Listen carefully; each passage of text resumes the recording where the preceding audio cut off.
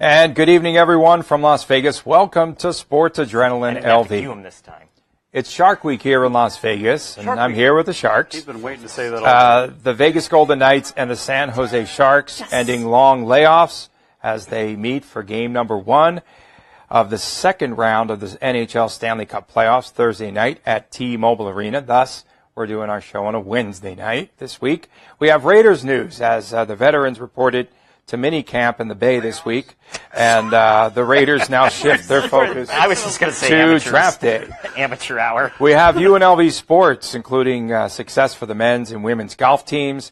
The Las Vegas Aces, they open up their training camp this week. Boxing, Vargas versus Broner, and a fight recap. The Las Vegas Lights FC back in action on Friday night. Plus, we also caught up with some celebrities. The undefeated Lights FC. At the Ogden Bowling Tournament this past weekend. Tony Cardasco, Matt Gutierrez, John Castellino, Rick Strasser, Haley Brooks, and Luis Negretti with a night off. And SALV, produced by Richard Giacovino. Thanks, Rich. Hi, guys. Special Wednesday night edition. Thursday's just going to be bonkers with the NFL draft. Nuts, I think there's a hockey game going on here somewhere in town. So let's start off with the knighthood. Second round of the NHL playoffs. As they face off on Thursday night, 7 p.m. Pacific time. The Vegas Golden Knights hosting the San Jose Sharks as they begin their best-of-7 series. Vegas won 3 out of 4 from the Sharks during the course of the regular season. Matt and John have been to practice. And, gents, as we start off, how have the Knights' legs been? I think that's a real important question. Gerard Gallant said that he wanted to get them going again. They've been idle since April the 17th. And San Jose has been idle since April the 18th. They look good, man.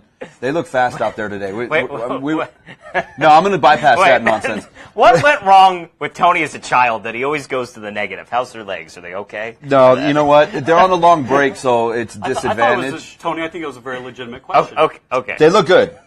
Legitimate answer. They look good. They look fast. They look fast, man. We were standing there. Not their beards neither do we. So. We were standing there on the glass today watching. They were working on the power play, and me and John were just marveling David Perron. I mean, just the way he handles that puck. It doesn't matter how many guys he gets around him. He's able to escape. He's able to get the puck out of there and find an open man. And we talked about it earlier. Having him back on the ice is such a huge plus for this team, especially moving down to that third line and really just being able to make plays for Eakin and Carpenter. Yeah, when I'm going to practice now at this point, you're looking for things. What? Baseball. I don't know.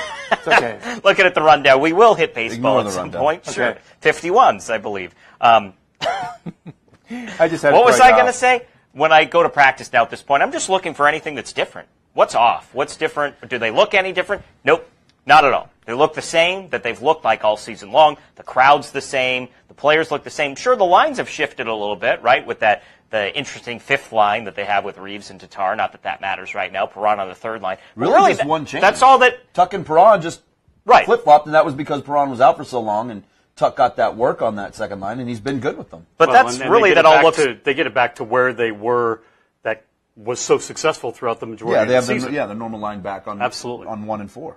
Nothing looks different, Tony. They look ready to play. Okay, so everybody's healthy, which is great, including Lucas Spiza was available according to Gallant today. He said everybody is available. They're as healthy as they've been all year. Is Tatar going to play? Tatar was healthy scratch last time. I mean, why would you change it?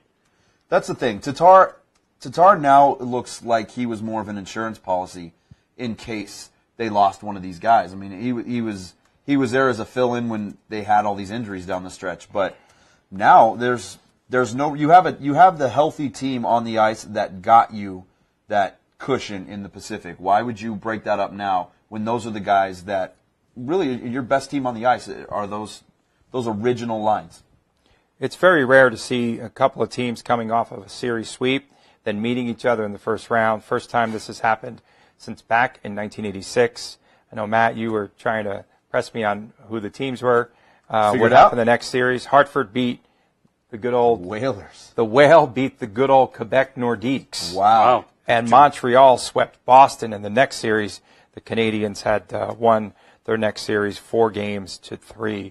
So and only the 8th time in NHL history this has happened. Absolutely. And 2 times in the last 22 years, so it's just very rare. But the cool thing is 6 of the teams that won the next series, went on to win the Cup. Yeah. So go Knights. Yeah, then, go right? Knights, go. I mean, the last time these teams met, William Karlsson goes between his legs and a shorthanded goal. Coolest goal of the season. As he beats Martin Jones. I feel that, Karlsson might have tried to show off a little. Oh, my gosh. On Jones. I mean, that has to be in the back of Jones's mind. Is that really devastating? It's still irritating. His stick is still irritating to me. Do you think Karlsson devastating broke fanboys away if you 3 are seconds on that he had. the receiving end. Karlsson broke away shorthanded, and in his mind he went, I think this is a I'm good gonna time show to him up. show up the goal. I'm going to show him up, Or do right? you think he went, I need to score, and that's what he came up with on the spot? Show him up. Good, good. I hope he flips the stick next Did you time. guys like a ask him the home run question bat flip. today? That's what I I'm hope. telling you, if I'm Jones, watch Karlsson. Watch him pop him. They're going to hit him. I know your shtick, Tony, and it still drives me nuts. Oh, well, then I they guess better that's start great Reeves, for us. right? They better start Reeves because they're going to hit Karlsson. Nobody else out there knows how to hit except for Reeves, apparently. Now, don't you have a report that you filed? Yeah, I did have a report that I filed. So, but you're here on the show. Here's me introducing myself, assuming that I wasn't going to be here tonight. I did go to practice today, and we got some sound. Wait a second, John. May I? Yeah.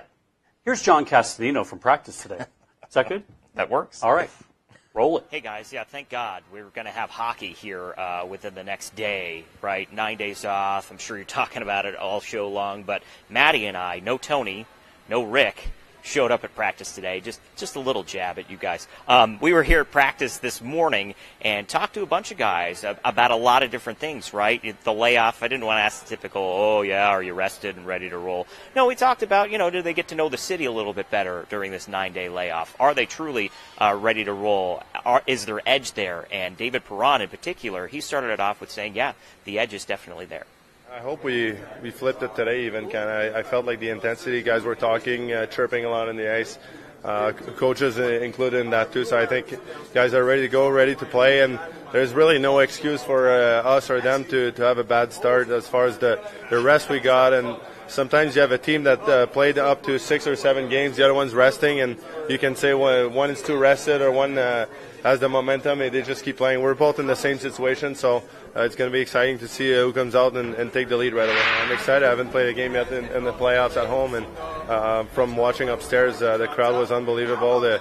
Even the pregame ceremony, everything, and I think they're going to keep raising the bar every single game, every single round, and we're looking forward to it. We're hoping that we come out really strong and provide a good effort in game 1. Yeah. David, I'm just curious. You've had 9 days in Vegas. Has it been all business for you over those 9 days, or have you been able to go out and kind of get to know the city a little bit more? Maybe go to a few new places to eat dinner, or is it just... Yeah, a couple places for sure for dinner. Also, went fishing one time, things like that. So it's cool to get away. I think for me the big thing was the 9 days or 8 days off was really key to get back to the game that I can play. I was happy to be able to help out the team game 3 and 4, but I feel like my level of play wasn't as high as it normally is. So I'm excited to bring that game 1 now. It's happened a few times, but the fans at practice chanting "Go Knights, go!" Yeah. Have you witnessed anything like that before? I mean, I'm just curious how awesome that is to have fans at practice. Yeah, we're lucky, just to have such a great fan support. Obviously we see a game where it's always loud and clear, and to have them come to our practice and it's pretty much full every day now, and they always get a little chant. They cheer for goals, cheers for saves, so it's fun. It's a good atmosphere, for practice. Keeps everybody on their toes, and it's good. I don't know. I mean, I feel like I try not to really think about it that much. I mean, it's the second round of the Stanley Cup playoffs. You don't really need much more motivation than that. So, yeah, it'd be nice at the end of the series to be the one going on, and definitely want to win, and definitely super competitive. But I don't know, not really playing to prove them wrong or anything. Just playing to win and playing for the guys in this room. No chirping? Huh? No extra chirping or anything? Nah, maybe with some of the guys, just your buddies and stuff. But yeah, I mean, maybe the guys I played with in the Barracuda that are now with the Sharks, just that competitiveness. You kind of feel more like a brother. Can't let them win. But I don't know if it's too much added, but yeah, everyone in here just wants to win. And I mean, you probably don't really need much added motivation. Just because I haven't asked you this personally, but what do you think of Las Vegas? You've gotten, again, to know the city a little bit. What do you think of the community? Dude, it's awesome here. My wife and I love it here, and just the energy, the fans and the crowd. You could tell they were dying to have a pro team, and it's amazing how they've just rallied around the team and the energy and how we feed off of them at T-Mobile and the city itself. Just so much to do and beautiful city. You've never been to a practice, I'm sure, where they're chanting like the team chant Yeah. tonight's going to practice, right? Yeah. What was that like? Yeah, it doesn't happen too much, or even just how long the autograph lines are, and it's pretty special. The guys closed it out with talk about playoff beards. We talked to Nate Schmidt about that. Somebody asked him who the worst playoff beard was, and he did not deny that it may be himself. And I'm proud to say that mine is coming in actually a little nicer than some of the players, so I'm going to rock with this. And, I got compliments today.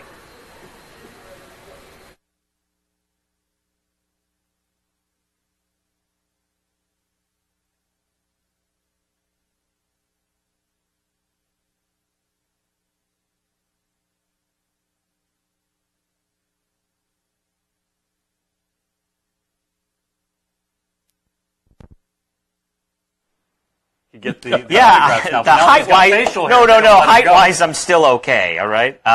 Asked online for some predictions, and we want your comments, right? So just comment on the page here. We're reading them. Predictions for Game 1, and I don't know where we're at in your rundown here.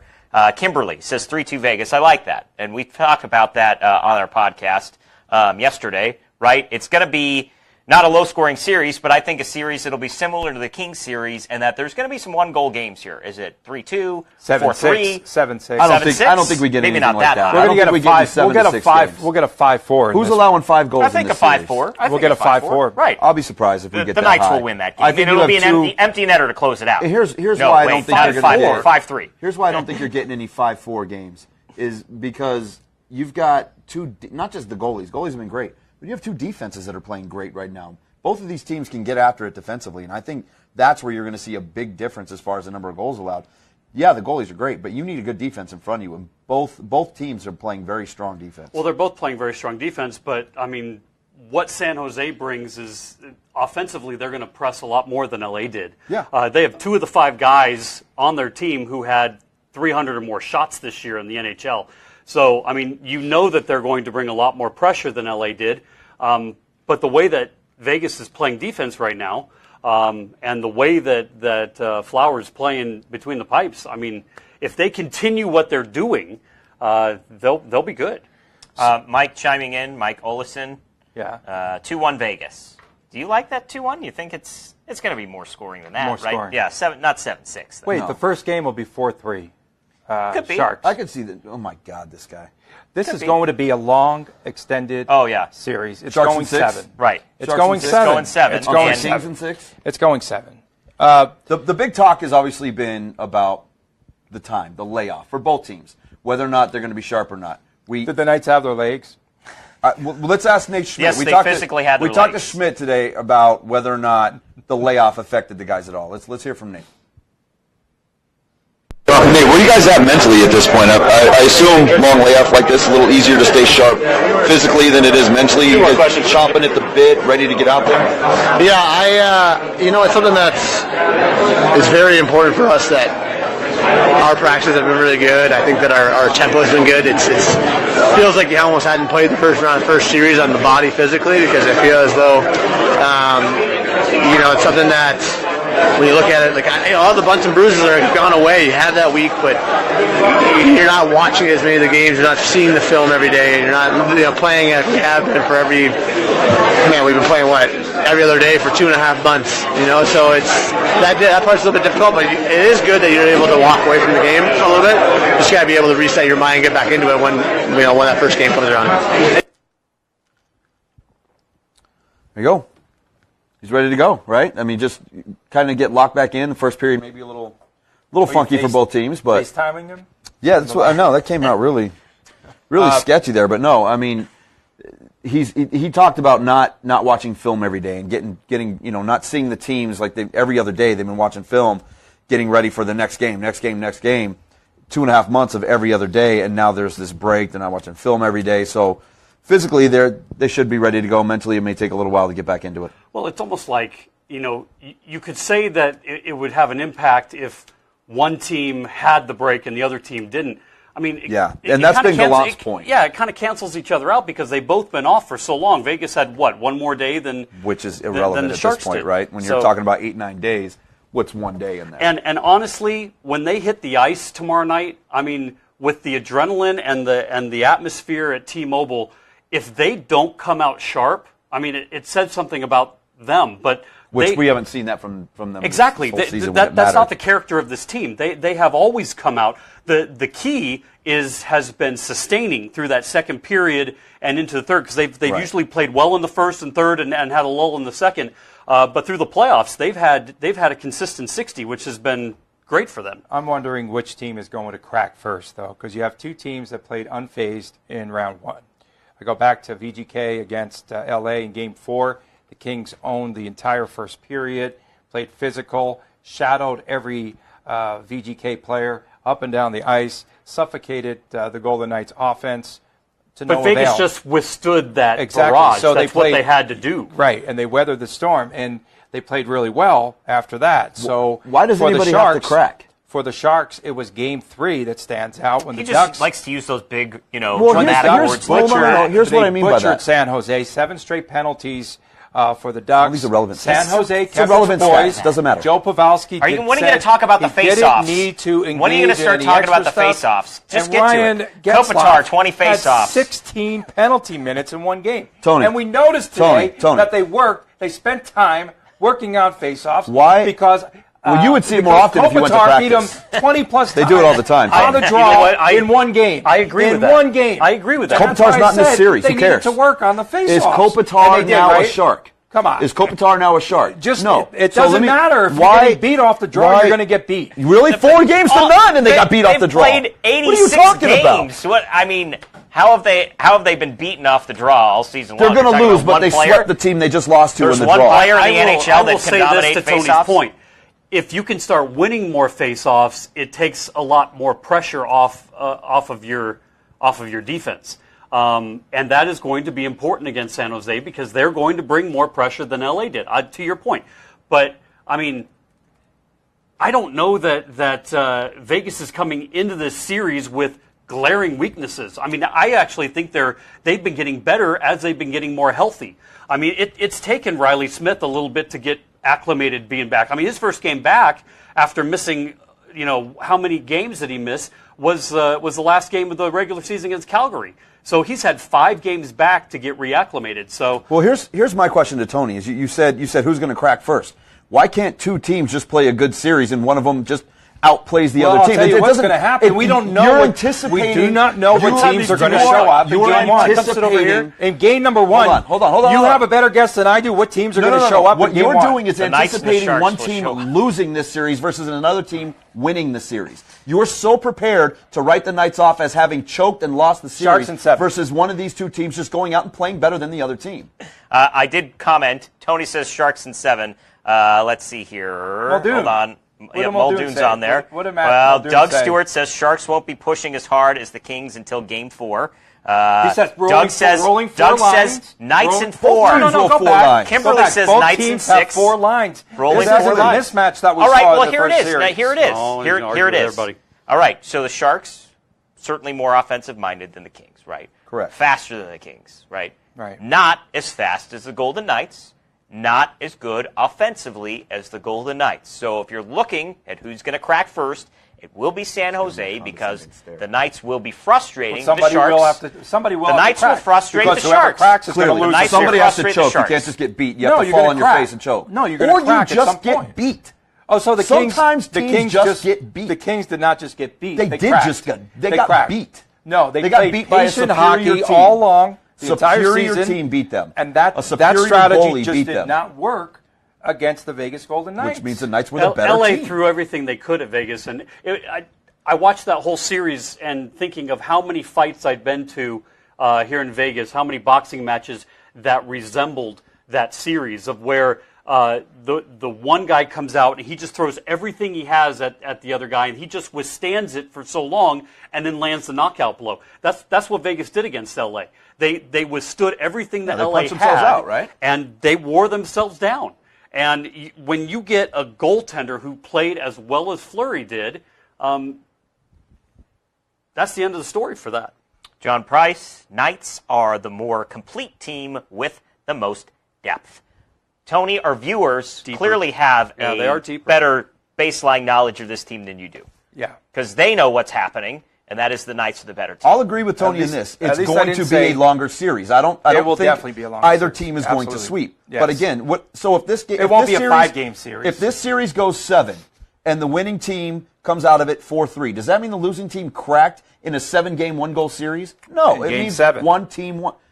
Somebody's got to win, Tony. Not everybody. It doesn't have to be one team just lost it. Somebody's got to win the game. We agree on one thing, that Do we? the first line has to have more scoring punch in this series. Absolutely. But I don't think there's any concerns about that. The biggest change, I think, the third best scoring team in the league this year. For Now San suddenly they can't Jose, score? the biggest improvement for San Jose now is Evander Kane starting on that first line, because Kane is a guy that knocked everyone down a peg to their natural positions. What did he do in the last game of the season here against the Knights? I'm telling you, this No, is no, playoff I'm hockey, asking you. And he lives What did here he do? now. They're so better. They're he's not better gonna with get the them than they Vegas were flu. before. What did he do? The absolutely. Sharks Knights neutralized season them. can be looked at as pre-Kane and post-Kane. I mean, they were way better once Evander Kane came to their team. That's for sure. And still lost. But and again, I agree with you but they are better with him. Guys, look at the second Sensitive. lines. This is where I think it's going to matter. This is where I think it's going to be decided. So you have Logan Couture, 34 goals, the leading scorer, on the second line for San Jose. You have Michael Bodker, and you've got Tomas Hertl, right? That line concerns me because how do they match up with Tuck, Holla, and Neal? I think, and Hertl had a hot series. But he had how 3 often goals, are they going to be on the ice at the including same time? Game Put those 4, guys the in game against 4, anybody, the game though. winner. What's that? That line was great against the Kings. Well, that's the matchup. That's where it's going to be decided, in my estimation. I know So that there's a strong one line on third. each team is going to decide a 7-game series. Yes. Through say it goes 7. Second line. It's a one-line Deuces. game. Deuces. It's a one-line game. So Second line. Carlson, Why irrelevant. Smith, Second line. irrelevant. Howla, no, Howla's on that line. yeah, Excuse me. Marchessault, irrelevant. Perron on the third line with Eakin and Nosek, irrelevant. Why do Eakin and Carpenter, Why do excuse we me. continue to let him host the show? Here's, I don't Still know. trying to figure this here's out. my concern is offensively, they do need to score more goals because in 1-goal games, anything can happen. And there won't be Well, they any will in 1-0 this series, games. but they will in this. There will And- not be one 1-0 game in this Okay, series. but Not either end. just Is let that me a finish hot my take? point. I mean, 9 Yes. of the last 11 games for Vegas has been determined by 1 goal, and Which says what about this team? it says a lot. But it also says it could have gone the other way. I mean, it's the same argument that we had with the Raiders 2 years ago. I mean, they had a 12-4 regular season record, but so many of those games were But- won at the last second, could have gone the other way. You were talking about a team that sustained this winning culture for an entire season. It's not No, like I it's not like agree. they were middle of the road until the last 11, 12 But games. what I'm and saying then is was they able need pull to these score out. some more goals so they're not in these 1-goal games But all this the time. is a team that was the third best scoring team in the NHL this year. What's to say they won't score more? They played a very heavy, physical, defensive-minded, not to mention Jonathan Quick and net, LA Kings team. Of course goals are going to be sparse in a series like that. This is going to be a different series, and you have a team that can score goals and did score goals. Well, that's all my season point. long. They need to. Well, they will. They need to. Doug Stewart, right. Kings were beat. Jake Gutierrez. Kings did not crack. They played tough, strong, and were in every game as much as the Knights. However, the Knights came through when they had to. Doug saying again, Sharks are just not as good as we are being told. Knights are underrated and unpredictable. And then Casey Carpenter says Knights in 5, which is my prediction. Gallant says now that the defense, Glossed over and it. I never would have believed this, but the defense is the identity of the Golden Knights. He said it's Well, going based to carry, on the last series, Yeah, absolutely. it's going to carry Well, them their through the playoff playoffs. history it has been, but I don't Right, think it right. will be in this series. Right. But they can't win a draw. Yeah, go ahead. Come on. Give the stats so everybody at home can just panic. Kopitar won 20 faceoffs In one game. in the series. In one game. I'm just curious. Did the Kings In win one that game? game. Did In the Kings one win that game. Did the Kings win that game? In one I'll wait. game. So There who you has go. the experience factor here? I mean, Paul Martin's playing. Paul Martin's playing. What in kind his of question is that? He's Because all playing the in Knights his are rookies. 100. He's It's playing their in his first time. 120th playoff game of his Okay, career. hold on. No, here's Why the is rebuttal. Joe Thornton not Here's the starting in rebuttal. game one then Here's if the rebuttal. experience is a big deal? Well, we're going to see Thornton. Here's We'll your see Thornton later experience on. rebuttal, We'll Tony. see him in game 2 after they lose. How game one. many If they Kings- lose game one, we will definitely How see many him. Kings He's been went out into that since series January. with 2 rings and more than enough experience? How many? Exactly. We'll see. It's irrelevant. If there's no It's defense, irrelevant. if there's no defense around Fleury, he's not going to be Well, effective. there's no reason Are to they think there going won't home? be any defense. I mean, that's all. Did those that's guys what quit? they They're play. going to Did they be. quit? I'm going to tell you one thing. I guarantee you that we will see 2 different teams on the ice in the first game of the series. Yeah, the team we're all watching and the team you're watching. Which Yeah, I the don't want Sharks to Are you have it. on? And the Knights, Are you right? even partaking in your Monaco or whatever it is? Yeah, Monaco cocktails, You, thank you. You picked up your first drink in a long time. nice PSA. Clearly today. So we won't see Joe Thornton in the first game. He's going to miss it. Right MCL injury against. When do we see He's Thornton? been out for a while. In January. When in do we see January. Thornton? Game 2. We'll see him if they need him. If they fall behind in the After series. the first loss Yeah. or After the going first back loss. home to San Jose? Right. After the first loss. After game 1. But definitely, if the series is 1-1, we'll definitely see him in Game 3. We'll see him in Game 3 in San Jose. What does But he have will to he? give? But will he be a factor? Yeah. I mean, His legs just keep giving out. I mean, like literally, his legs are just both caving in. The right MCL injury last year, the ACL and the MCL injury to his left leg. I was doesn't have talking to much some fun. guys today at practice that think if Thornton does come back, his greatest contribution will be on the power play because he's so good at quarterbacking the power play. And you don't have to be fast out there in the power play because everything slows down. For the most part, you're just settled into the offensive zone. So that's where it could be a factor. But it's not like the Knights don't have a great penalty kill. So Marchessault, Riley Smith, Carlson, 2 even strength goals in the first series. They definitely have to get something going to the They power scored play. 7 goals in the first series. Two I even mean, strength- look, 2 even strength goals. this Right, isn't- out of the 7 goals. this So what isn't is that? What percentage series. is that? What? Why? 30%? Well, here's what I don't you need understand. more We've scoring now points we've out of now the first taken line. we've now taken the Knights and shrunken their entire season down into a 4-game series against one of the heavier defensive-minded teams with a great goalie in the entire NHL. Now this is the identity, apparently, of what the Knights have become, is a 4-game series against the Kings. Not the entire 82-game slate where they went crazy scoring goals left and right. It's now a 4-game series against a defensive team like the Kings, which they swept, by the way. Sharks don't have quick, They do not. Doug says. Or Kopitar, Mr. Faceoff. And again, Martin Jones chased in the first home game in Vegas. Second period, he left the game. And then who they bring in? Niemi? No, he doesn't play for them anymore. No. But he was chased. Yeah. He's got to have nightmares. Come on. The Fortress with that crowd, 18,500, Is that probably going to set KNIGTH nightmare? another attendance record, I'm sure, in one of these next 2 games, maybe back to back. They do it, and we finally reach 18,500. Haley's watching. Tell her to start commenting. they reached Yeah, 18. Get on it, Haley. Yeah, Haley, we need somebody to take over comments. Yeah, You're watching, 18-5. please comment. I mean, that's crazy. Yeah. 18-5, they're going to reach it at some point this 17 series. 17-2 regular seating capacity, is that right? 17-2, It's 17-3, 17-5. right I thought that was... Is it 17-5? They surpassed 18-5 in the last series. It's unbelievable. Shoot, what was I just going to say? You have other Dang guests? it. Oh, yeah. other Why don't we go to soundbites? some sound? I'll remember the good Let's point go- I was let's go gonna talk make. to Belmar. Oh, ticket Belmar- prices I was going to talk about, but go ahead. We'll go back to ticket Yeah. prices. Let's talk to Pierre-Edouard Belmar. He's always Did you good from great fanboys sound. try to do like some of Oh my those? gosh, just go to the handshakes with video. him? Belmar. Did you do the handshakes with Belmar? Ask you with the long layoff of both teams, what do you kind of anticipate tomorrow? I'm not thinking really about the layoff. I'm mostly thinking about it's the first game of round 2. I think it's going to be 2 teams going to be excited. Then the game picture is going to be tough to just like speculate right now on how it's going to look like. I would like to see 2 competitive teams that work their ass off. It's as simple as that. But like you said, there is a layoff in between. We'll see. So much talk about how offensively minded San Jose's fourth line is.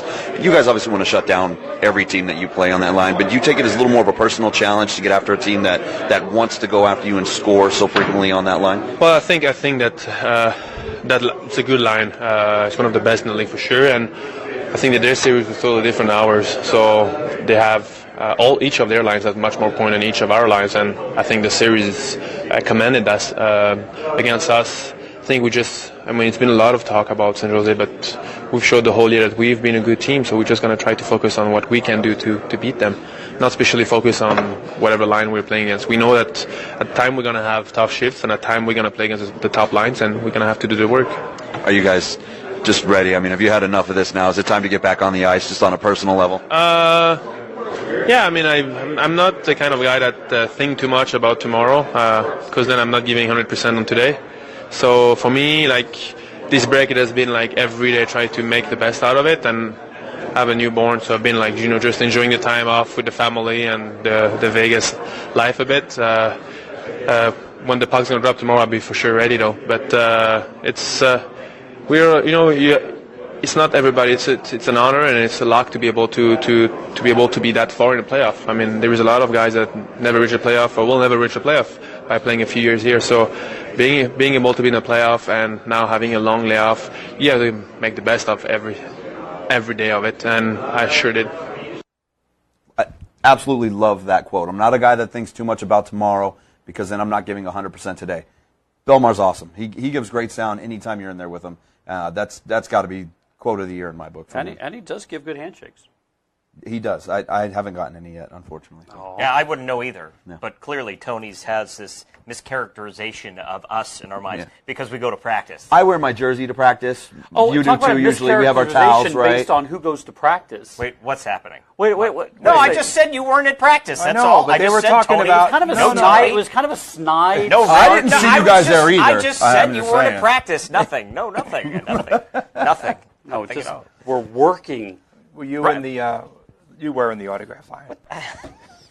So it's in the press conference room. So we have some sound. How do we get that sound if I'm in the freaking autograph line? How about that? We have some sound with Derek England. Colombo. Figure it out, Colombo.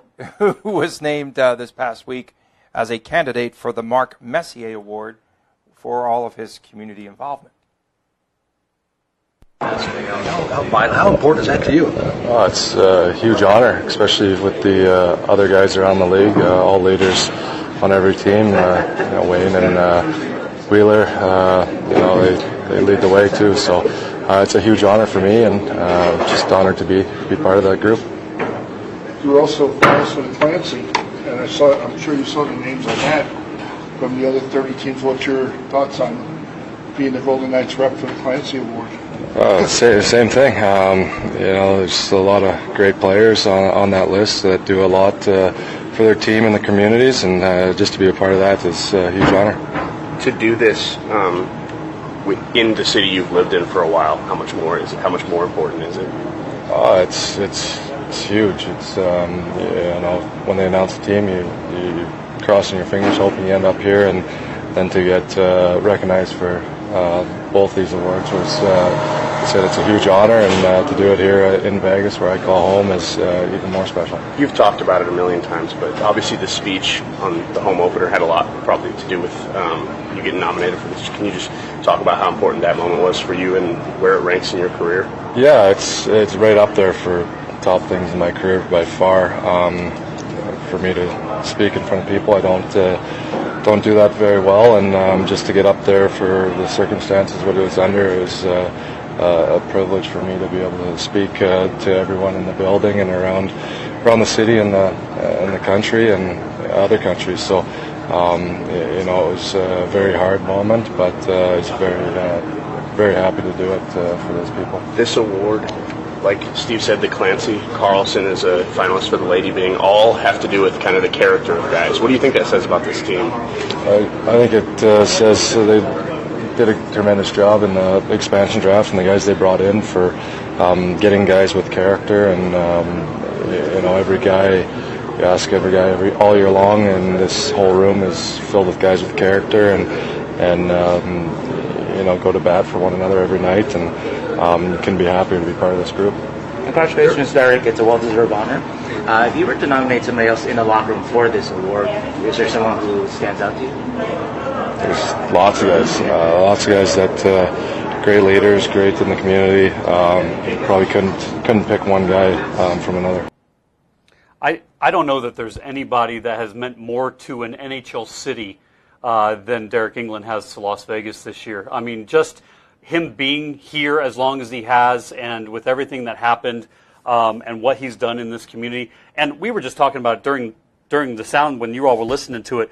What Derek England did on the ice in that first series, he just takes his pail to work every day and does his job, and he does it so well. He'll do exactly what the team needs him to do, and he just does it quietly and makes a difference. Well, both awards he's up for, both character awards, both on and off the ice. These are awards that and speak of course to the he has character to in that win room. an award named after that mighty Ranger, Mark Messier. Oh my gosh! Let's get to some comments. Tony, you're killing me, Smalls, according to Jake Gutierrez. Killing me, Smalls. Now don't mind those videos, right? They looked a little glitchy, just kind of a one-off. That does not happen on Sports Adrenaline Vegas. We are high Those quality videos are Facebook up Live. on Sports Adrenaline Las Vegas YouTube Check channel. it out on the YouTube channel. In high quality. We use the water filter, And which is kind of a it's cool the effect. Kimberly Cascade. said It's no called the problem. Cascade filter. Kimberly didn't mind.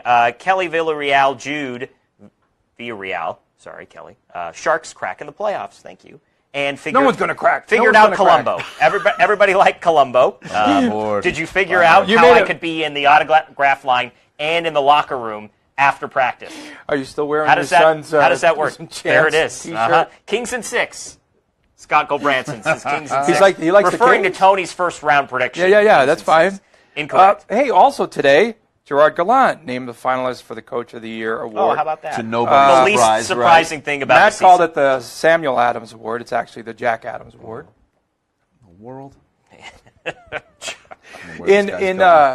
like that one quote. Ticket though. prices. Hold on, ticket prices. No. I like the quote. one quote. We talked about this before, right? In November, after the game, head coach Pete DeBoer said that he walked out of the arena and said it was not a mirage, that Vegas is a good team, and he just knows that his team, they're going to be sizable underdogs coming in. It's so hard to believe right now that the Vegas Golden Knights go from, what was the highest mark? 500 to 1? Something 300 like to that. 1? Yeah, 500, I think, yeah. And now they are a 7-2 favorite to take home the Stanley Cup. Well, they're one of 8 left. So they're one of 8 teams left. They're one of 2 teams that swept. They made it into the Elite 8. They did make it into the Elite 8. Did any of you guys hear Can I start Nate the Schmidt final? on national ESPN a couple days ago on the Dan Lebitard show? He was on the Lebitard show. It's just nonstop national media. Did you hear the last question they asked to him? They asked if there was any truth to the rumor that the team contacts the local brothels to make calls. Local brothels? I didn't know we had local brothels here. Anybody outside of Sure you Vegas can thinks find they're one. at every doorstep. But his response, in typical Nate Schmidt fashion, he says, "I can neither confirm nor deny." And they love that. Smith's fun, man. Yeah, he's a fun guy. He's a great locker room guy. Ticket prices for Game 1, pretty obscene. On the glass, $4,000. Okay. $4,000 on the glass. Did anyone else get an email from the Golden Knights today that said that They have a few they had available still? Yes. So I start clicking on all of them, and then there was nothing there. and there was nothing there. And it'll show a highlighted section. You go to it, and it's gone. And it's gone. So I don't know. And then there were maybe they're tickets just for trying like to get you to get to $850. those really expensive. There were ones $850 tickets. and pluck those off. There were some standing room GA tickets up at Hyde nightclub. So and then they have like rows. So you're like 6 back. You can't even see. Talk about a mirage. The ice from up there is a mirage. Yeah. There's no way you're able to see that. Prediction time, guys. Let's do that. Come on, we're talking pucks here. You know my series prediction. or for tomorrow night? Nah, for the series. That's just come on. Well, originally I was going to go Sharks. Shoot. Thank you. Shoot. Sharks losing in 6 games. There we go. Nicely done. It's late, but I got it. Originally, Sharks losing in 6 games. But based on, I think it's 2-0 Vegas coming out of Vegas. And then they lose one in San Jose. They got a chance to win it in Game 5. If they don't win it in Game 5, they'll win it in Game 6. If it's But I'm gonna say 2-0, if it's 2-0 in Vegas for the Golden Knights, then they'll go on and win the series. If it's 1-1, little doubt. Yeah. I think Sharks will clinch. Jeez, now you got me doing it. I know, Nothing. sorry. You say nothing after Thank you you. say it. The Sharks are going to clinch. Nothing. They will clinch nothing. Knights will clinch in San Jose. Is my prediction. Game 6. They'll win. They'll finish the series off on the road in front of those fans. Knights in 5. Yeah. In 5. Knights in 5. Pretty easy call. Better team's going to win the series. And for you, Tony?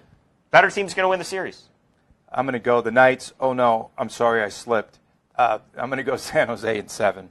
I'm going to stick with my Good. prediction. Keep I think that predicting series is just extended to the end. I can't really. And it's you going to think be the hard Sharks to pick a come winner. into T-Mobile in Game 7? They're going to have to split. They're going to have to split here for them But to win. for them to win in 7, they'd have to come I think here the Knights win the 2 and here. win in 7. They'll win 7. Yeah. San Jose wins Game 3. Vegas wins steals game 4, and then San Jose really starts clenching.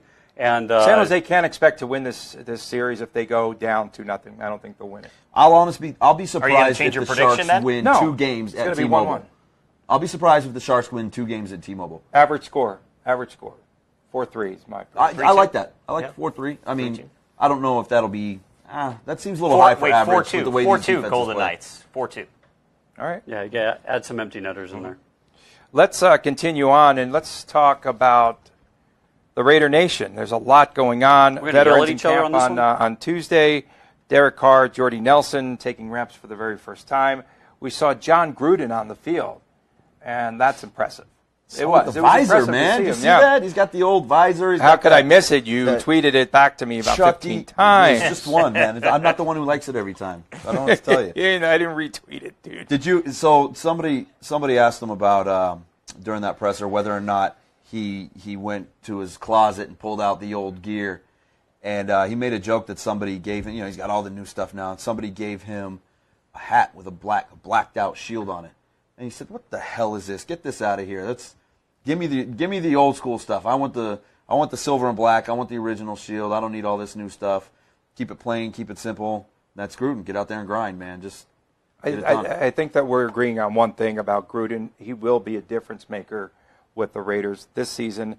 And then, Well, I think he's already been. Have you seen those quarterback camps, though? I'd never realized this. When he did those QB camps, he compiled all the video. He compiled all the video that he was going to talk about. I mean, it's not producers. Monday Night Football, he's the guy that put together all the video clips and went to the meetings with the producers and said, this is what we're going to focus on this play. You see this, go. He's been coaching the whole time. He's still been coaching. He's the That's what hardest people don't working realize. man I'm sorry to cut in you the off, NFL. but I'm blown away by him again, and just his ability to coach. And then he took a trick out of Jim Harbaugh's book, where he puts Did big you just TVs put him on down? the sideline. No, on the sideline he puts big TVs. Yeah. And so they're video recording every play, and then they can go to the sideline and see that same play and kind of slow it down, and he could go through some coaching moments. Right. Basically, you can go through your sets, your reps, and have almost immediate replays right there for the team to come over and look at what they did right, what they did wrong. Guys that weren't in the plays can go back and watch it and break things down. And yeah, he mentioned he got that from Harbaugh, and then was it the Dolphins? He said used it as well. The Dolphins started using it, but he said he felt that Michigan had started it. With, but I mean, Gruden's work ethic. No matter what he's doing, he grinds. I mean, he is. They've said it. Gruden's grinders. That was his thing, right? And if you watch those sessions that he had with those quarterbacks, when he brought them in, the stuff that he would throw at them to make them better. They left there understanding that they had to improve their game to be able to be in Gruden's system. And I think that the Raiders are going to figure that out pretty quick. There is no other he really is a generational kind of personality, right? It's polarizing. Who in the NFL today, and maybe just in recent memory, really has the draw and the gravitas that John Gruden does? Gravitas. Yeah, wow. Big word Thursday, and it's late. It's Wednesday. Shoot. It's early. Aha. Hey, do we have any comments there? No, we don't, because your prediction of the Sharks in 7 swayed everybody away, and then you made a bad transition to the Raiders, so people were just because they're running to the sports books John Madden. Granted, a different generation, but ironically, another Raider. John Madden was kind of that guy who had that personality and almost a larger than life kind of guy, and then made the transition into TV. Never came back onto the field, but that's where his persona grew into something. And that was what it was 35, 40 years ago. How long has Madden been off the air? Well, so we're not talking coaching. We're talking coaching. Broadcasting. He quit coaching in what, 78? Right. I believe. So 40. Yeah, 40 years ago. 40 years. Wow. On Monday, the Raiders exercised the 5th-year option for wide receiver Amari Cooper. So the option set to be worth around $14 million. A lot of talk in Oakland over the course of the offseason about whether or not John Gruden and his staff would exercise that option, but it didn't. It seemed like a no-brainer. Obviously, Reggie McKenzie was to take care of Mac first. Yeah, well, and that's the big thing. They need Mac's contract before that turns into a distraction heading into training camp. And I think, I mean, that's going to be a priority I to had get him somebody locked ask me a little up. while ago if rumors are true that they're shopping Mac right now. Would the Giants ever which shop Lawrence I've Taylor? heard nothing about that. Would the but- Chiefs ever shop Derek Thomas? Right. I mean, those are generational players. I mean, even if those rumors are out there, there's no way that's No, true. I mean, there's no way. Zero. I mean, if that happens, you don't get rid of the best defensive player in the league right now. No. John, I was pointing It's absurd. out 96 degrees tomorrow. This is a hockey town. According to Ted Pretty, Fox 5 Vegas, tomorrow's expected high is 96. The record 96, is and we're gonna 97. You know what would be a hockey good place game to here. be? Yeah. You know what would be really nice on a 96-degree day? Be inside of an ice arena. 68-degree Just arena. saying. They're going to be blasting that AC. I might have to wear the long johns yeah, man. again up at the press The box. long U's? The The long me's. Yeah. The Raiders also announced this week the signing of another cornerback, Daryl Worley. Daryl Worley. Yeah, Worley That- started That 25 surprised games you at all? in a couple of seasons with Carolina. With Not as much in as that- they're talking character and yeah, and- but I think they're going to try to help him out. Carl Joseph and him were Right. college roommates and friends, I guess. And so They Joseph went to went to bat Joseph for him. and he, yeah, exactly. He vouched for him. You're going to like this. essentially. Is it the Jack Haley to his Dennis Rodman? You don't even know who that is, but that's okay. Chicago reference, take a shot. That's good. Jack Haley. I got Jack Haley. Thank you. So, was that necessary? but you now have He makes a well. Chicago So, hey, reference. so You gotta Gary and drink Conley's still hurt, right? He's still Yeah, I out? don't know what is with this guy. Is that like this is the never ending? I mean, And I this was a calf injury. What is wrong with this dude's I was saying earlier in the week that okay, well they've got Conley, they have Rashawn Melvin now from the Colts, they have Sharice Wright, they have Marcus Gilchrist, To be they fair, have Tony, Daryl Worley. To be but fair, it's what's April. going to happen? It's April. What's So going to happen how with Gary legit- and Conley? But here's the though? thing: it's April. How Yeah. legit is the injury right now? If we get to camp again and we don't see Connolly out there like last season, where it was like, oh, it's not a big deal, it's not a big deal. Then they got to training camp and he wasn't out there. Then he'd go out for a day and then he wasn't out there again for 2 more weeks. If we get to that point, then there's a serious issue here. It's hard to overreact right now because they're essentially doing conditioning drills. That's basically where they're at right now. They're doing conditioning drills, just getting a feel for the team, getting to know one another, and preparing for the draft and all the incoming recruits.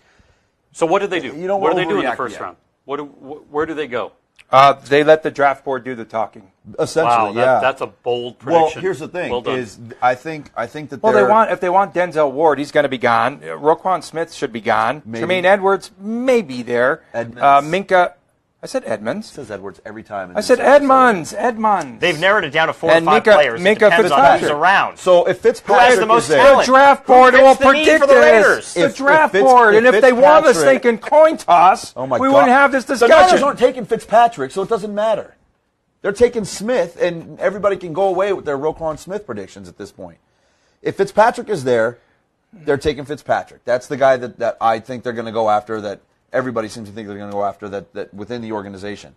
I think Edmonds is possibly number 2 or 1A. I didn't say Edwards. I've been saying Edmonds. You haven't But yet. what if McGlinchey is there? I mean, he can make a difference and be a staple in that offensive line for a long They don't time. need. They don't need to. But this is they gonna don't be need Donald to get an Penn's offensive- last year. Doesn't matter. You need a guy that can play this year, not for when Penn retires. Well, in a year. there's no guarantee that Penn is going to be healthy. I mean, he's got a foot injury that he's dealing with, Even and still, you kind of need those at left tackle. Offensive line is not their area of need right now. Everybody can use more linemen. That's not an area of need. Their area of need is defensive secondary and linebacker. Those are their 2 biggest holes on this roster. Offensive line, 4 of the 5 guys, and granted, Penn foot injury, but 4 of the 5 guys are solidified. They were one of the top 5 lines again last season. You need to figure out the right tackle position, but again, not an area of need over areas like defensive secondary and linebacker. I think at some point in the draft, and I wouldn't be surprised if it was in the 3rd, 4th round, 2nd, 3rd, 4th round, that they do take a running back. Gruden loves his backs, man. Clearly. if Doug Penny Martin. is there when they makes the get roster. to him, it wouldn't surprise me if Penny becomes a Raider from San Diego State. That'd be great. I wonder if you take a flyer on Penny in 2, or you think maybe he drops to 3. I don't know if he'll fall to 3. But you know how small school guys sometimes fall through the cracks. Even though Penny's phenomenal, sometimes they fall through the cracks. He's had pretty good combine numbers, and then he played well in the Senior Bowl, and I think he's definitely on the radar, though. Yeah. So for now, what about? I asked you guys, Pettis, right, the wide receiver, kickoff returner from Washington. I keep seeing his name popping up, with a later pick for the Raiders. A guy who would be tremendous with his speed. I'd like to see. I think they've got some good speed guys there. I'd like to see them go get a big target. I want to see them go after one of these big 6'3", 6'4" receivers because I think going after a slot is the wrong move because I think your slot is already there if you move Cooper inside. Moving Cooper around, constantly giving him that mismatch and freeing him up is where he's at his best. You've already got Jordy Nelson on the outside. If you can go find somebody else to complement Nelson on the outside and use Cooper through the middle, then I think that's your play there. I think late in the draft, I would imagine that they're going to address some special teams needs. I can almost guarantee they'll probably draft a punter, and then maybe a gunner. They free up. I mean, last year, as good as King was, the return. Well, I don't know the stats, but the return yards against them on punt return coverage was not good. Yeah, I mean, losing Holmes, Andre Holmes, was actually more detrimental to the special teams unit than it was the receiving unit. I agree with that. Because he was so good as a gunner, just freeing up and getting down. How many times did we see him down the ball inside the 5-yard line or make a tackle immediately after the ball was caught? He was great. Think about that. How important it is for a guy with good hands to be the first one down there. Right. And to have somebody who is a receiver and can use his hands the way that he did, I agree with you. Tito says hi. I'm assuming he's saying hi to Rick. He gave the hand. You know wave, what? So I think anybody that's watching, say hi to Rick because we like those shout outs to Rick. So somebody say hello. Well, Tito already you did got a it. mouse in your pocket? What's his we? Who do you think we're drafting first? Tito wants to just quick recap. All right, Tony, who's the Raiders pick at number 10? Tremaine Edmonds. Tremaine Edmonds. Somebody that Tony doesn't pick. Cool. Yeah. Edmonds. Smith or Fitzpatrick? Smith. Go ahead. I'm going to stick with my original pick from about 3 weeks ago, going Denzel Ward. Cornerback out of Ohio State. He's gone ahead of time. Is he? They already drafted him? Ah, damn it. I thought the draft was tomorrow. Or they shock everybody and trade up He's to gone. take the draft board will dictate. Take Barkley. So first quarterback. Who's the quarterback to go first? Because yesterday I was saying Allen, and then today I'm really not sure. And there's so many smoke screens. This is actually intriguing. Every day. I could care less, but it's intriguing. It to is me. intriguing because every day it changes. Because I don't think we see it, so finally we get to see it tomorrow. Because it legitimately could be four different guys that go number one at the same position. I'm going with Allen, but to the Broncos. I'm saying Broncos trade up for Allen. Trade up. Broncos trade up for Allen. He goes number 1 to the Denver Broncos. Suddenly, I don't like Rosen at all. I don't like Rosen's attitude. Because I don't like Rosen. I don't like the fact that he's injury prone. He'll be the perfect Jet. Okay, of the four quarterbacks, who would you take? Allen. Man, I think Allen's going to be great personally, but and I don't care that he completed 60% of his passes. He did it in Wyoming. If the weather is just horrible, right? A lot like where?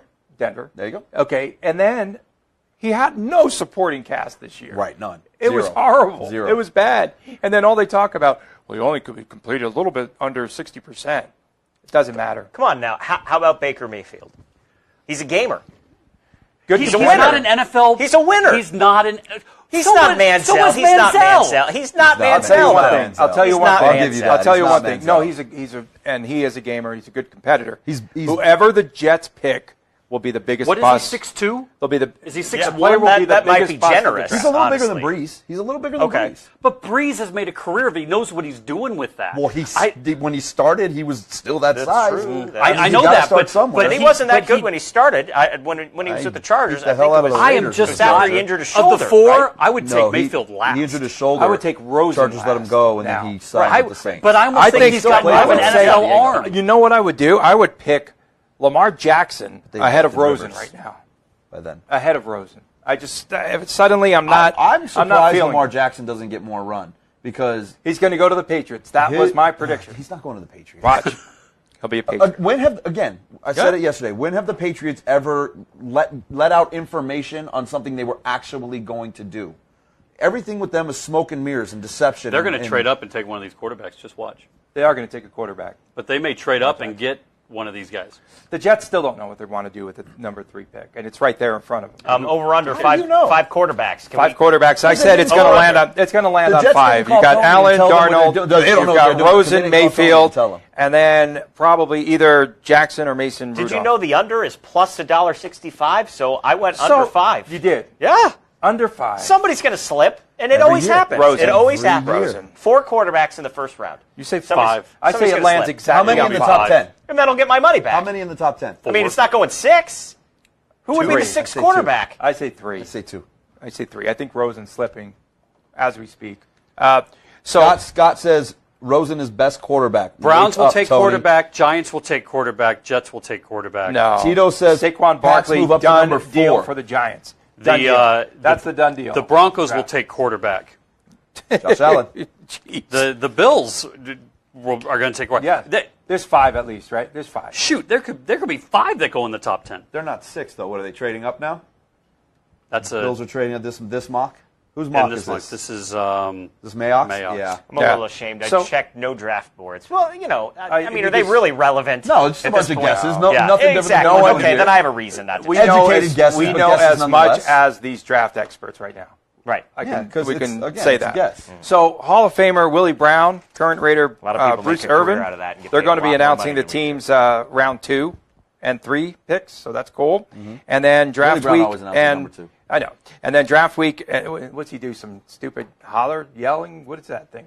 Can we scroll? He usually here a shouts little out bit? to the Like moms, we're on I the believe. same spot. No, no, People no. scroll up on the No, list. no, no, no, no. What's the knock on Sam Darnold? I think that he, no, I think, isn't that the yodeling guy? Because I Willie Brown? like Well, I Sam know Darnold. Rosen is brash, right? Mayfield is maybe a little, you call him Undersized. Darnold, but- to me, right. watching Darnold, just my own personal opinion, he's not mobile enough. Rosen's I think Brady the and game, Manning I think the and game is Rivers. just going to evolve too I fast think for the Darnold. mobility, and though- he's a mama's boy. I mean, There we go. John Oh Denton, my first round. We have a God. comment. John Denton goes first round. John Denton? I wonder what Johnny in the Denton's up world? to. He's pushing 50, I think, at this point. It's been a So while. the Raiders are going to be announcing day 3, the 4th through the 6th rounds right here in Las Vegas. Oh, good. You scrolled At up on the the- list finally. Thunderbird hangar at Nellis Air Force Fantastic. Base. Wow. Fantastic. So that's Raiders great. know where to What a go. cool backdrop Not only that's do gonna they be, know right? that they need to get involved in the community, and they've clearly done it, They but they should know do the it. spots where to go. They should do it from center ice at T-Mobile. That would maybe next year. Well, no, they'd have to be in the playoffs. Well, next year, Let's next bank year, on that. next year they'll do it T-Mobile in will front of be the cup. empty next year. How at this cool time. would that be? Next year they'll do it in front of the cup, is what it's going to be, right? Why are they talking Yeah, buddy. the draft? If we have a draft here, they're talking Fremont Street. Have you heard that rumor? Oh, that wouldn't be Yeah. horrible. The 3rd Street stage, that wouldn't be bad. Okay. They got to open it up more than that. They got to shut down the strip, build a stage. Wouldn't be top spot. The for me. park, The park. Yeah. Toshiba Plaza. All right. I think In front of the cup. They picked Well, the 2 come best on, guys. spots: the Vegas sign and Nellis Air Force Base. Outside of that, maybe you go to the Foundation Room up top on Mandalay Bay, and you've got a nice shot of the Strip. I mean, there's a few iconic spots, but the Raiders have picked the top 2, no doubt.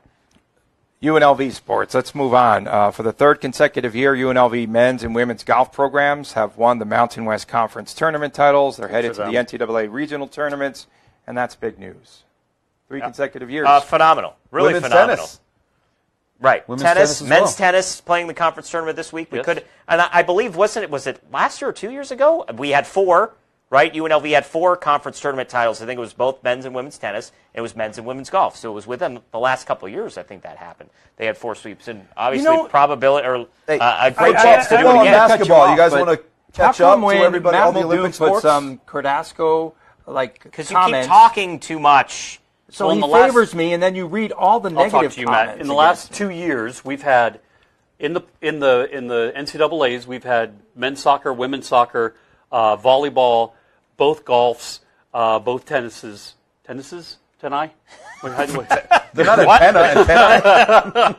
But yeah, I mean, you talk about a heyday for sports outside of the major And 2. yeah, that's the problem, though. That's the problem. The ones that, and I don't want to call them irrelevant because they are relevant to some degree, but the ones that are Well, you're irrelevant talking in the relevancy and mainstream money making. and money and all of that. That 18.5 attention. or 35, 40,000. Oh, let's not forget about they're the failing miserably. Not just a little bit. They're on an epic level of failing at this degree.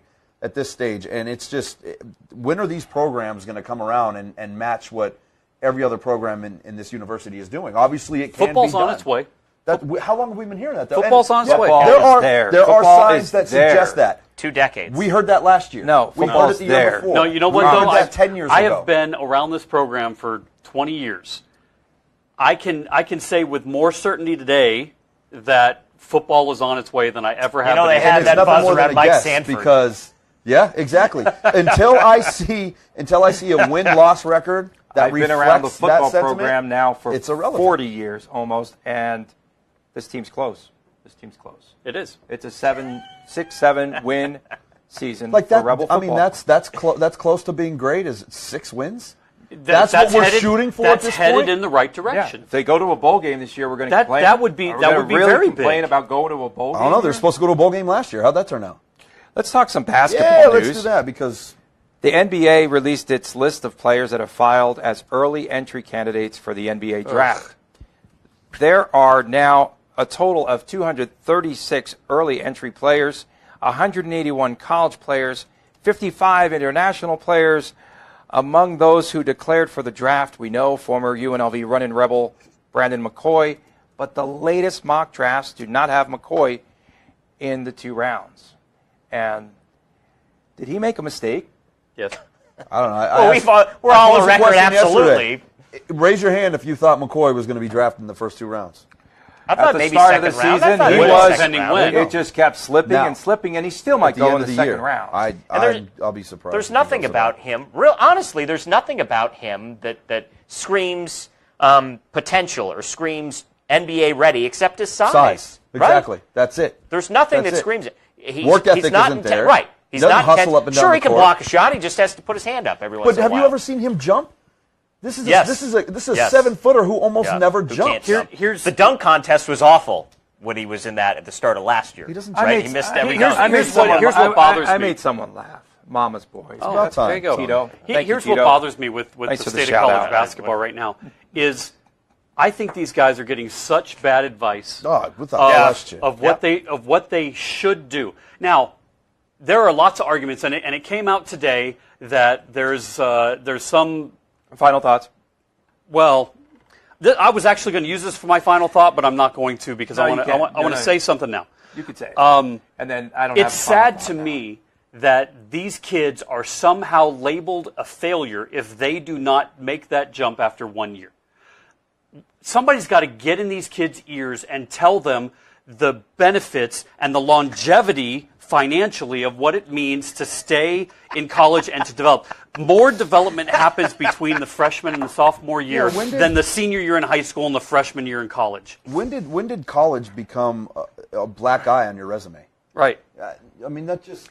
I understand, and it is. People will say it's easy for you to say that they shouldn't go when there's money out there, but let's take a look at UNLV basketball players that have made that jump too early. There have been some that have done. Pat McCaw's done great.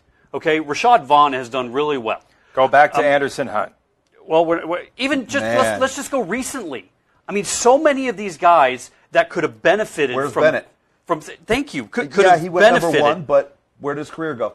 Well, you look he at never developed. what he could have made long term if he would have stayed another year.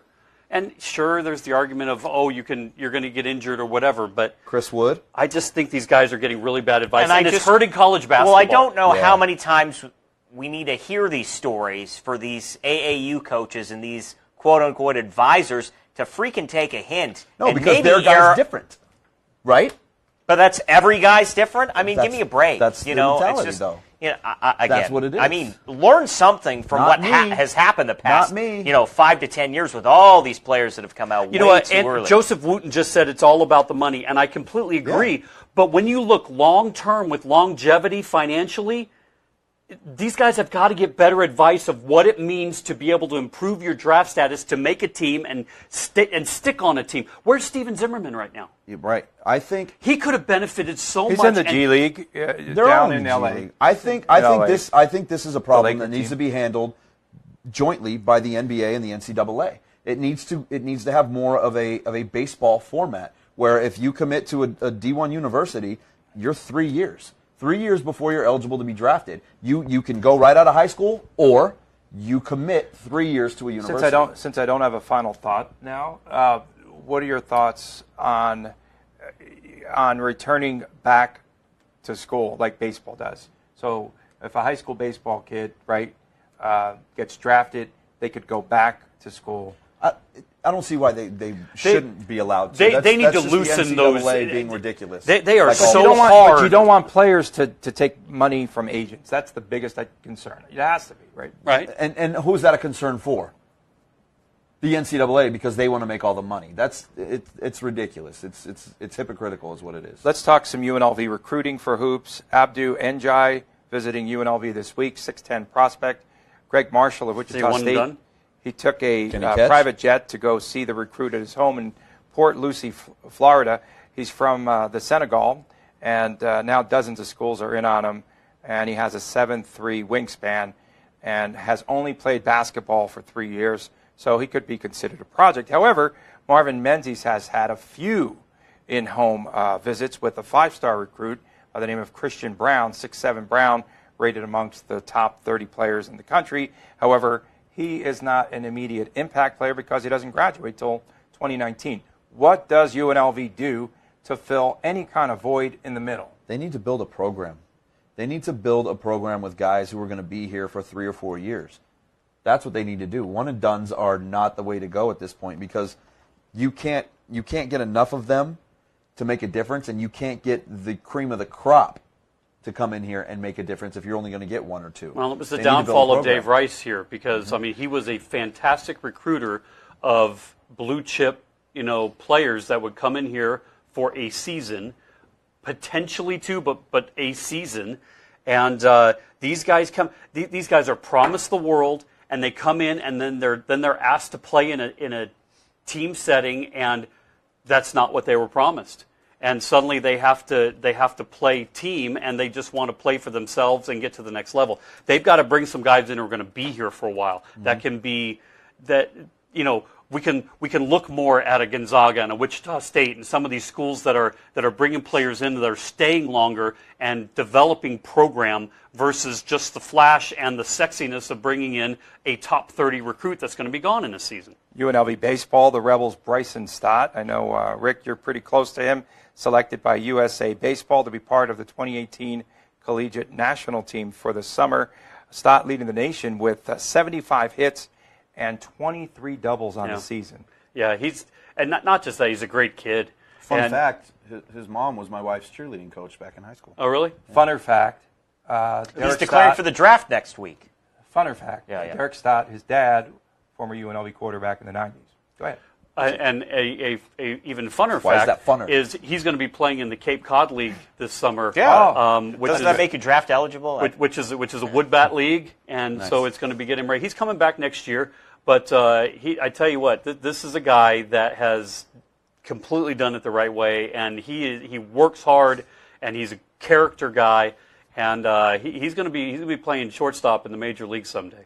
The WNBA's Las Vegas Aces. They'll open up their inaugural training camp this Sunday. 15 players vying for spots on the team initially. There are currently 22 players under contract. 7 players are either in Europe playing overseas, including the top scoring guards Kelsey Plum or Kayla McBride, or they're absent for one reason or another. But K-Mac, by the way, she finished as the EuroLeague's leading scorer, averaging 19 points per game. And Rick, you were also with the WNBA team, right? Yeah, I've got a little something there too as well. So I'm going to be their lead chaplain. Oh, congratulations. Thank you. Congratulations are in order. Brooke Johnson is on the training camp roster. Yep. Glaring omission from Tony Cordasco. Again, don't know why we let you host the show, but okay. Brooke Johnson, Lady Rebel, and a Mountain West Defensive Player of the Year.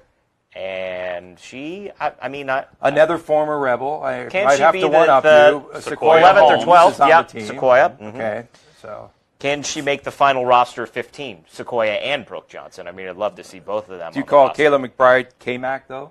I'm just curious. Boxing. I just want to, real quick, run through the Broner-Vargas fight.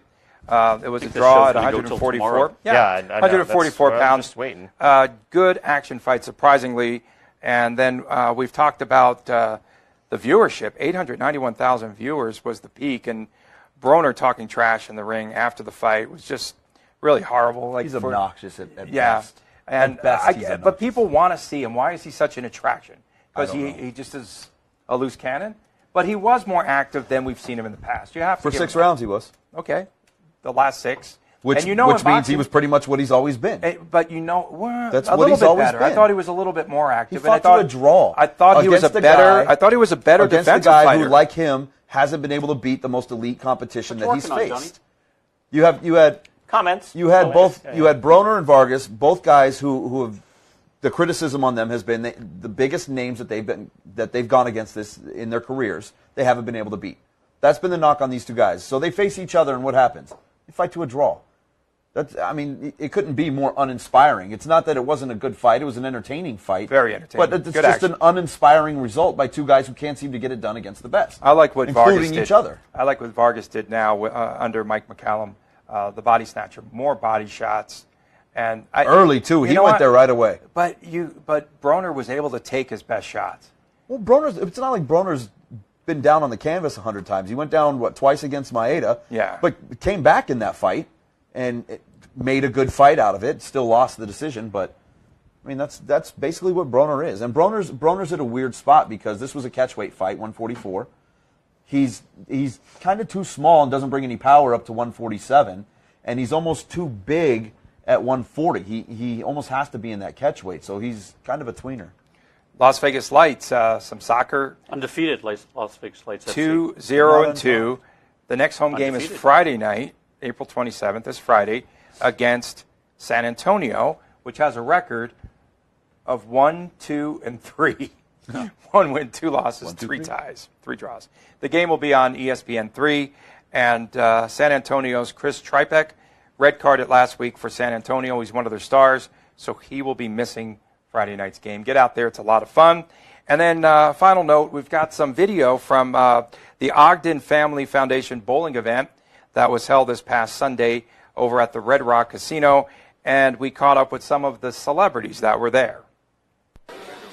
Hey, George, big Raider fan, right? Yes. I saw you at the groundbreaking. Right. Have your jokes gotten funnier since then? So, yes, I'm only going to let my hair be silver and black until that stadium opens. But, it's a little bit of mixed feelings because, the Raiders are a great team.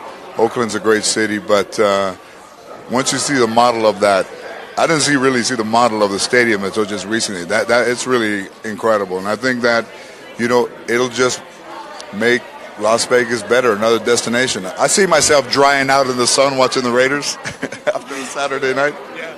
You're going to be the first safety, I think, in 33 years when you go into the Hall of Fame next year to go in. Did you know that? I did not, man. I mean, I've watched it over the years and just never paid no mind to what safety went in. And, but, I mean, it's an honor just to be mentioned in that category with those guys that I grew up watching. Yeah, you're expected to be nominated in 2019, but everyone knows you're going to be a first ballot guy. Do you think about it? Are you real excited about it? I'm starting to think about it more and more because I keep hearing about it just about every day.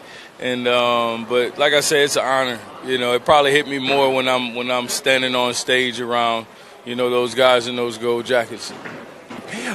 Hey, the Amazing Race. You and Sean Marion. How did you guys fare? I lost track. Well, we were just too big, too old, I guess. I heard Sean was holding you down. Yeah, no.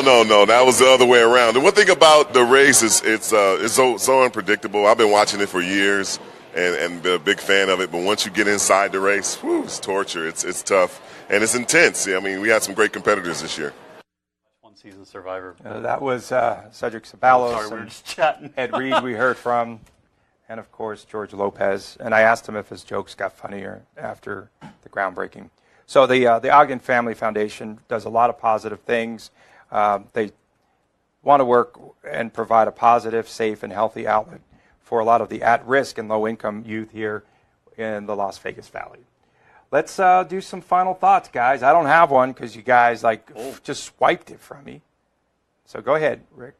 My final thought. Obviously, it's the it's the time that all collegiate football players look forward to, and that's the NFL draft, trying to hear their name be called. But there's one guy that I'm really pulling for, and that's defensive lineman Mike Hughes from UNLV. I don't know if he'll hear his name throughout the draft, but I just hope he gets his shot. Mike Hughes is a quiet leader and vocal when he has to be, and he's a good football player. But more than anything, Mike is a great character guy. Mm-hmm. And I would love to see Mike Hughes get his shot on the big stage, because if a team would take a shot on Mike Hughes, they will not regret it, because he will give everything for that team and that franchise, and he would add quite a bit to that locker room. So I'm wishing good luck to Mike Hughes. Obviously, we're pulling for Devontae Boyd as well. But Mike, praying for you, pulling for you, buddy. Good luck. Matt? My day today started at about 5 in the morning. One of the many hats I wear is with the Silver and Black Today. Got to go down to the studio today and interview Cliff Branch, and then got to go back a little while ago before we came here and did a phone interview with Phil Villapiano. These are two of the guys that made the Raiders what they are today. That Raider mystique, that silver and black mentality, the autumn wind.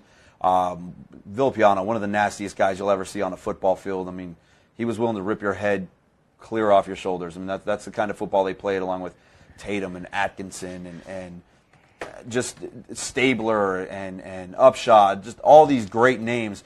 And amazing opportunity to sit down in person with Branch, and then on the phone with Villapiano, and talk to a couple of the greats, a couple of legends, a couple of guys that should be in the Hall of Fame.